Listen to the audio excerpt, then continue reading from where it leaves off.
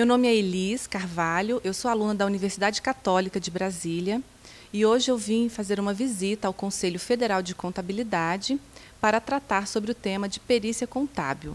Nosso objetivo é abordar um profissional que já trabalhe na área para que possa contribuir para os conhecimentos da nossa disciplina.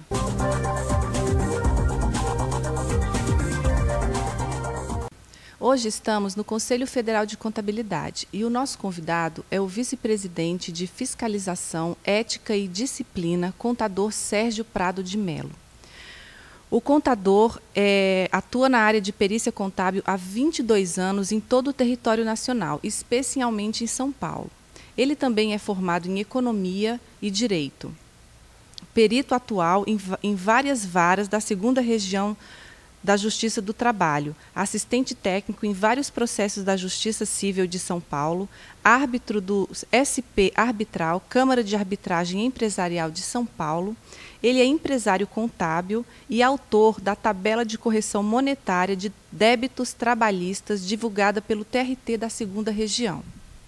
Ele é atual vice-presidente da Fiscalização, Ética e Disciplina do Conselho Federal de Contabilidade, gestão 2010-2013.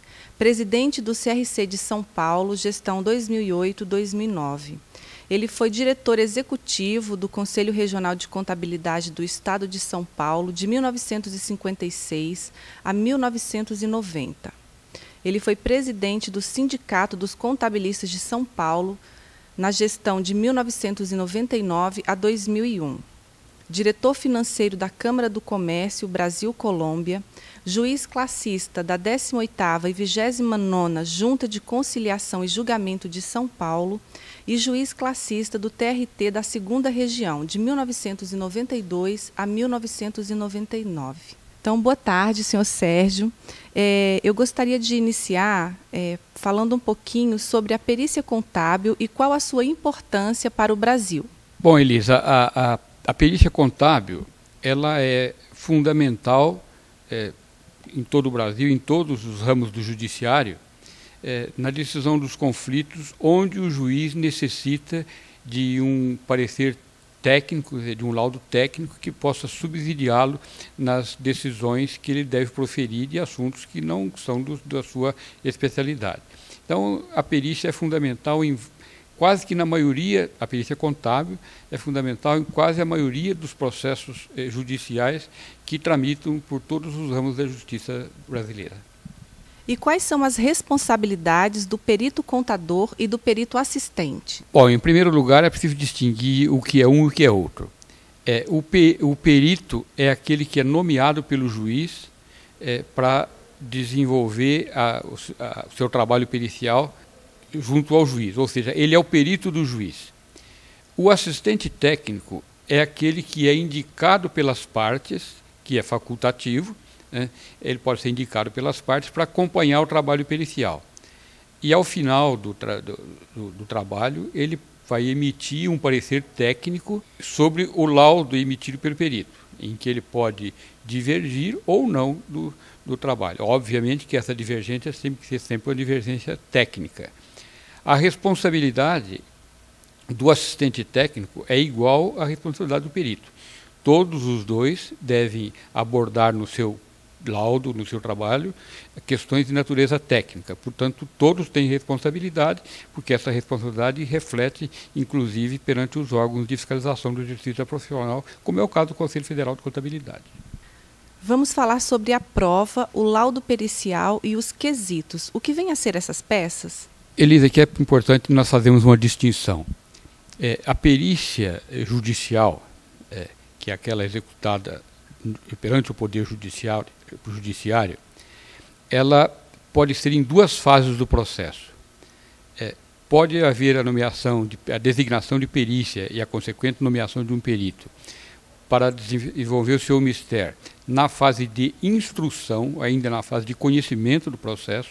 Então, essa perícia vai ser feita como meio de prova. Quer dizer, o juiz necessita de um trabalho técnico para subsidiá-lo na decisão. Neste caso, é fundamental a apresentação de quesitos pelas partes, porque as partes, ao requerer a perícia ao juízo, elas devem fazer o quesito para dizer o que elas pretendem provar. Então, nessa fase de instrução, o perito deve fundamentalmente responder aos quesitos. O juiz, via de regra, quando determina a perícia, ele fixa o objeto dessa perícia. E dentro desse objeto, as partes vão formular os seus quesitos. Então, o quesito nessa fase é importantíssimo. Há também a perícia que é determinada na fase de execução. Quer dizer, depois de decidida a questão, quer dizer, quanto uma parte deve em relação à outra, tem que se quantificar o direito que foi reconhecido. Essa quantificação de direito isso ocorre nessa fase de execução. Também pode ser determinada perícia na fase de execução. Aí a questão é mais simples, porque já está definido o objeto, que é aquilo que consta da sentença ou do acórdão, se houve recurso e houve a decisão do tribunal. Então, nesse caso, o perito vai cingir o seu laudo dentro daquele direito que foi reconhecido na sentença ou no acórdão. Poderá também haver quesitos, mas ele não é tão fundamental quanto o da fase de instrução. Há novidades no Conselho Federal de Contabilidade sobre perícia contábil? Bom, o Conselho Federal, como órgão normativo e que tem como atribuição estabelecer as normas brasileiras de contabilidade, ele já aprovou as normas brasileiras de contabilidade, a NBC-T, que é a norma brasileira de contabilidade técnica de perícia, a norma 01, que trata da perícia em si. E aprovou também a NBC-PP, ou seja, a norma brasileira de contabilidade do perito, certo? Em que estabelece as normas, a conduta do perito. Então, o Conselho Federal tem por atribuição, e já exerceu esse direito, né, de estabelecer quais são as normas que devem ser regidas para a perícia e para o perito. Isso consta já dessas normas aprovadas em 2009. O senhor atua há 22 anos na área de perícia. O que é comum ocorrer nessa profissão e suas palavras finais para o nosso público? No exercício da perícia, a gente encontra algumas dificuldades. Eu disse já que, ao determinar a perícia, via de regra, os juízes devem fixar o objeto da perícia. Na prática, isso nem sempre ocorre. Às vezes, o juiz determina a realização de uma perícia e não diz qual é o objeto. Então, o objeto fica mais amplo, ou seja, deve-se buscar aquilo que foi pleiteado na inicial, aquilo que foi contestado, depoimentos, para então que o perito possa nortear a sua perícia dentro desse. Essa é uma dificuldade, quando o objeto não é perfeitamente traçado e quando os quesitos também não são feitos de uma forma clara para orientar a perícia. Essa acho que me parece que é a maior dificuldade. É comum que o assistente técnico critique seu laudo, é um direito que ele tem, desde que ele tenha argumentos técnicos para isso, né?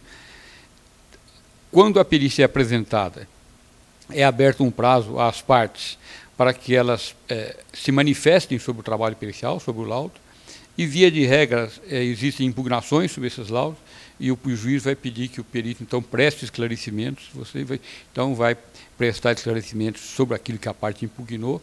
Eventualmente pode ter alguma procedência em alguma parte e isso implicar em alguma alteração, ou se isso não ocorrer, o perito vai manter o seu laudo na sua integridade e aí vai competir o juiz decidir. Esses são os acidentes de percurso que existem na área pericial. No mais, acho que é um trabalho que é feito com tranquilidade. Um outro aspecto que principalmente os estudantes querem saber, porque querem ingressar na área pericial, é a questão de honorários, né?